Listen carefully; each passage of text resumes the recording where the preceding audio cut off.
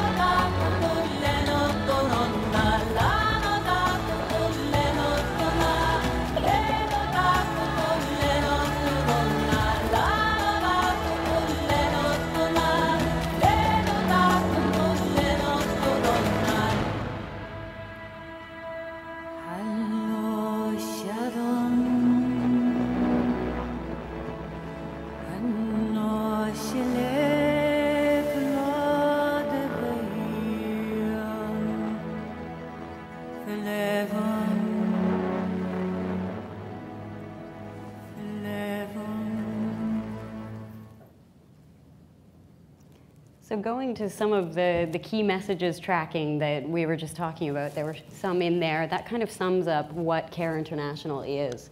We are one of the, if we can move to the next slide, we are one of the leading aid organizations around the world.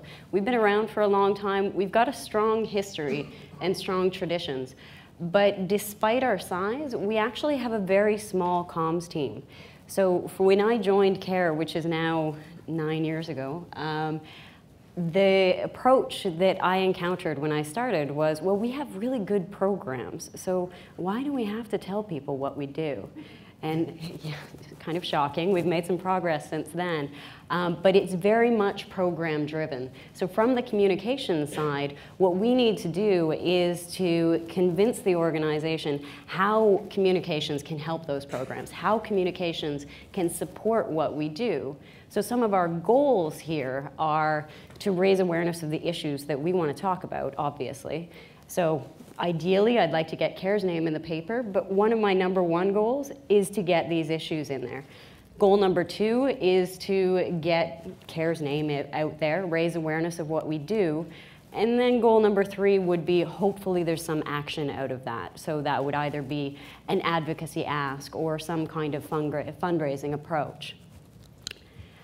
How communications is set up within CARE, we're very decentralized. So right now, we're actually in a period of transformative change, which is really exciting and very interesting, and it has a lot of potential for us at CARE, especially in communications. Because up until now, we've been very much, each of the member offices, we've got 13 member offices, they manage their communications on their own. They set their own key performance indicators, they know who their own market is, and they do their work and they kind of put their head down, and they know that they're part of a big global organization, but we haven't really been harnessing the potential for that.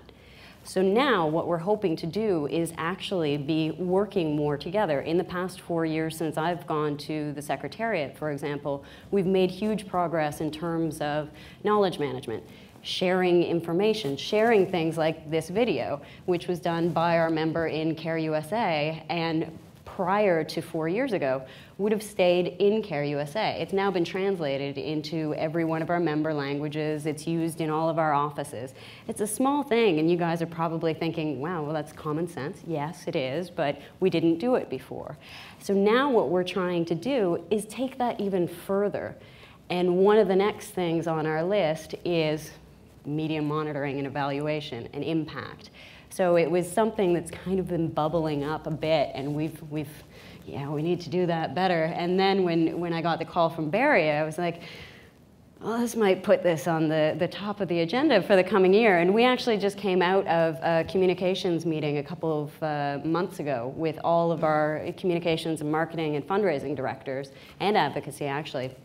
And this came up, and everybody kind of went silent in the room and looked at each other, and we're like, yeah, we need to learn how to do that better. So in advance of this meeting, I talked to all of these different member offices and all of the different country offices to find out how they do their media monitoring and evaluation. And just briefly on how we're set up as well, each one of those member offices, it could be something as big as CARE USA, which is our largest member, or CARE Australia, or you could be CARE France, or CARE Norway, or CARE Netherlands, and some of those offices have one communications person.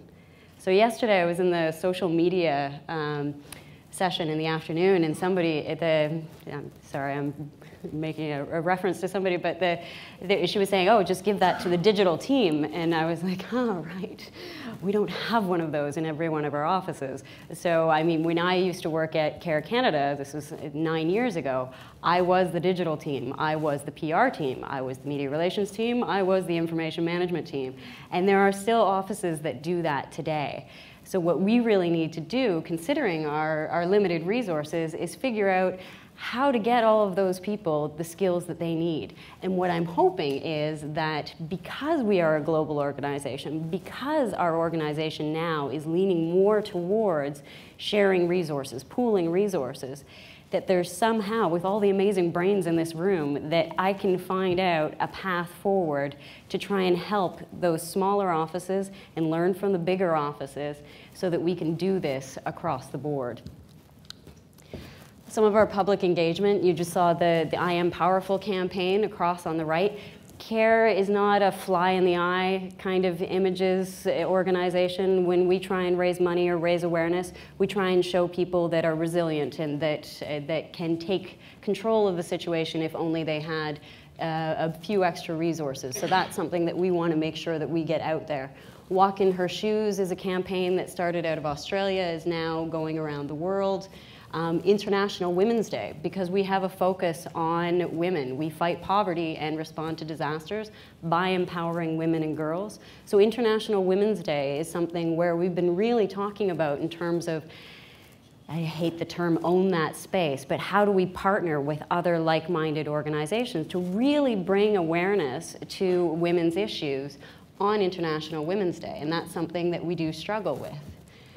Niger food crisis is an example. One of the biggest things that we do globally, this is where our global partnership started across the membership, was in emergencies. Because it's very, very clear. Emergencies affects everybody. All of our member offices want to respond in emergencies. It's very easy to raise media awareness in emergencies. But again, how do we track that? How do we know what's working? Because in emergency response, for example, we're still back in the, back in the day where you just carpet bomb. So you send out a press release to everybody and their mother and hope that somebody picks it up. And you could argue that in emergencies, pretty much everybody is interested in it, so they probably will pick it up. But what about a smaller emergency? What about something that hits Madagascar? Are we going to carpet bomb everybody? No, but maybe France is more interested, but who in France? So these are all questions that we're starting now to ask ourselves. Before coming here, I did a brief survey of our members to find out what everybody is doing, what media monitoring they're using, what analytics they're using, what they think about it, what they need to do better. And this one, it pretty much sums it up. Everybody knows that this is important, and everybody wants to do it better, and everybody doesn't know how. So they're also, when I said, okay, well, what can we do as a membership about this? People said, yeah, actually, if we work together on this, we might be able to crack this. So how are we media monitoring? How are we monitoring media in the care world? These are some of them. This is not all of them. This was when I got the presentation in by the deadline, and some of the other members wrote back and gave some other names. So there are some of you in the room. If you don't see your logo up there, I do know you're there. We value you. Thank you. You'll also see a little icon in the corner. That is kind of my depiction of an intern because a lot of our members actually, and in my office, I rely heavily on my interns who I love and adore. And so a lot of our members will actually get the media monitoring from an organization like one of these, but then the analysis of it, what does it mean, is often done by an intern. So, and they're smart whippersnappers, but they're still an intern, and we still don't have standardized analysis or key performance indicators. We don't know what it is we're actually measuring. What are our measurements? So what are we measuring? Different departments have different interpretations of what to measure. The most common one, the easiest one that everybody's always done from time immemorial is how many hits did we get? And then it kind of moved on. Well, what's the audience to that publication? And then some offices who have more budget to be able to hire a media analysis company, they're starting to look at, okay, well, what's the AVE, the advertising space value. These are all acronyms that we don't normally use. We have our own acronyms in the NGO world. Return on investment. And then the next one, this is one of the biggest ones, anecdotal evidence. We assume that media coverage is going to lead to increased funds, that is going to lead to policymakers making decisions based on the expert information that we're able to get to them via traditional or social media. Now, in terms of the anecdotal evidence, we have some of this that we can kind of prove. So, for example, when I was in one of the care offices, we had, it was back during the tsunami, and we had a concentration of media hits in one city in Alberta, in Canada. And we did a review the next week to see what impact, if any, that had on donations. It doubled. So by getting a few interviews on our national broadcaster, our donations were able to double. So that was something that we could then go to our directors and say, okay, this is actually important, but we haven't been able to do that in a systematic way to really be able to prove to leadership that measuring impact is critical in order to know where we're putting our efforts. The leadership issue is also something that's come up a bit here as well, and this is something that we struggle with. Our national directors have their own version of what is communication success, and it's largely based on, well, I want to be in the New York Times. Why weren't we on the BBC?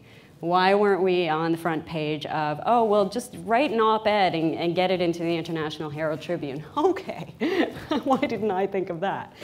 So trying to explain to them that maybe targeting those influencers is actually going to be more effective than writing op-ed after op-ed after op-ed that's not going to get picked up.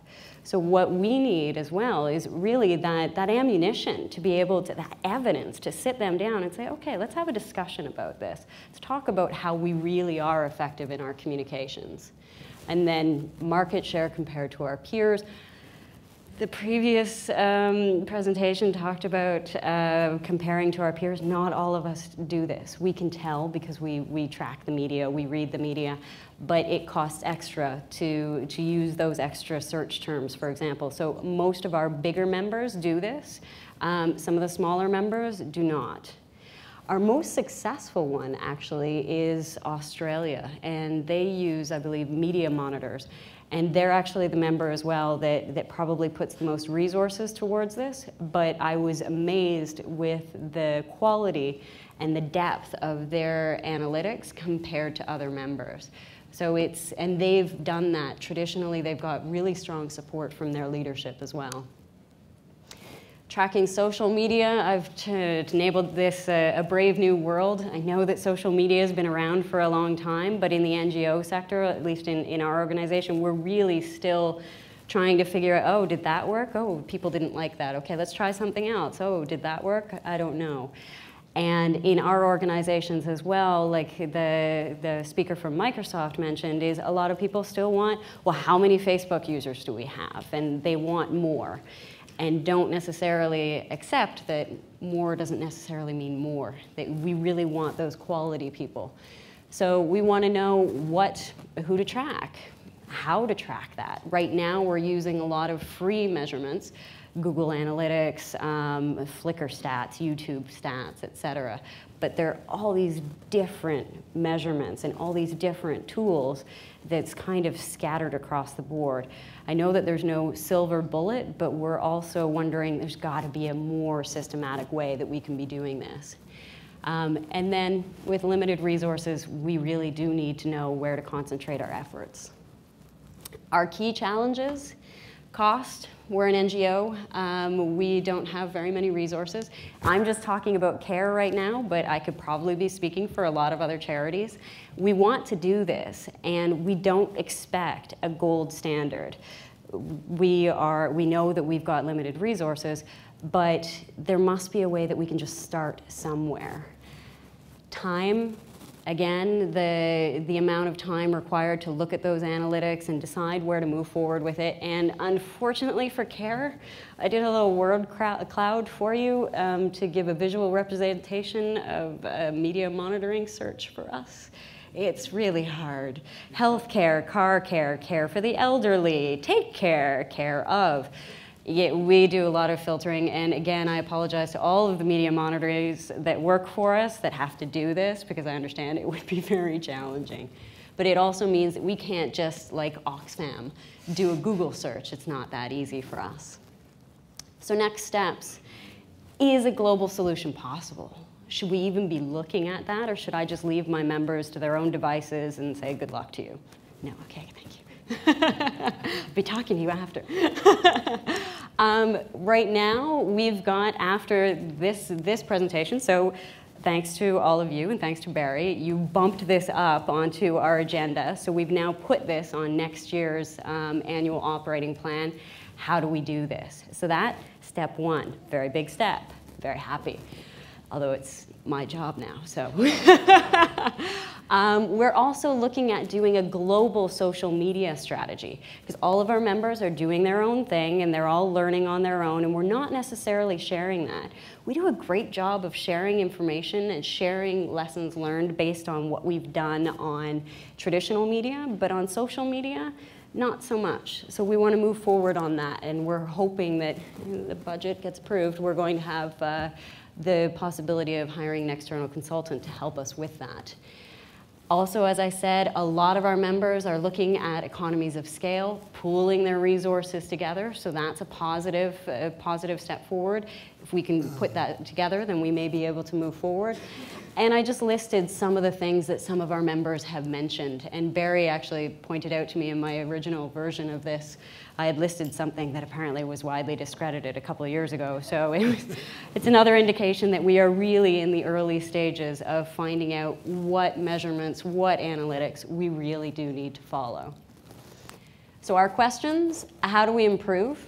Can we do this globally, or is it country by country? Is standardization of media indicators, media analysis indicators possible across a confederation like CARE with varied cultures and languages? I hope so. Which indicators do we use and where to focus? And can we do this on a shoestring charity budget? So that is my presentation to you. And now I open to questions and potentially answers.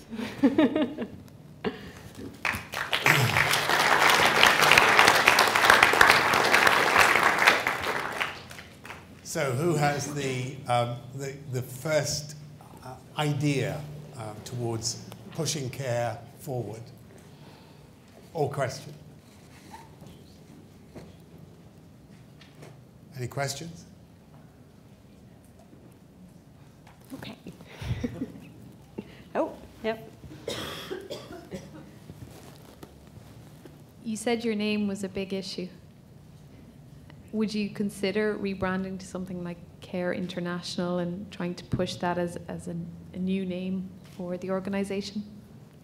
That's a sticky subject. We actually, when we rebranded our organization about 10 years ago, there were rules on when you say CARE, when you say CARE International. It was frowned upon to say CARE Canada, CARE US, CARE Norway.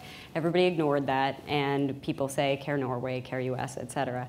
CARE International has kind of informally become, whenever the Secretariat says something, it's CARE International, but that's not really a formal response. And there have actually been members, particularly in Europe, who are saying, let's start saying CARE International. So we've just hired as well a new member of our team, and he's got considerable experience behind him, and this is one of the things that we're going to talk about. So hopefully, you know, this might help us in terms of searches. Who else with a comment? Can I have the sound on, please? Okay. Andre on the front. I have no. Does it work? Yeah. I have no questions. I have some offerings. I can help you with. So I need a pen. I think we're in healthcare business. I'm happy to help you out with finding out the right solutions. I think you should go global. Okay. You should take the lead from a global center and. It sounds very black and white, but impose a system upon your organization. So I'm happy to help you there. I'm happy to provide you with the roadmap, how we introduced it in our own company for free. And I think there's a lot of providers here in this room who can answer your last question. Can this be done for a budget for a charity organization? I think we should... Fantastic. Someone should step up here and make it happen. Thank you. So just, actually I was applauding the offer from Andre. Can I just... I'm trying to escape. I'm not sending you off too early. I'll just check if there are any other questions in the room. If not, let's thank Melanie properly, please. Thank you.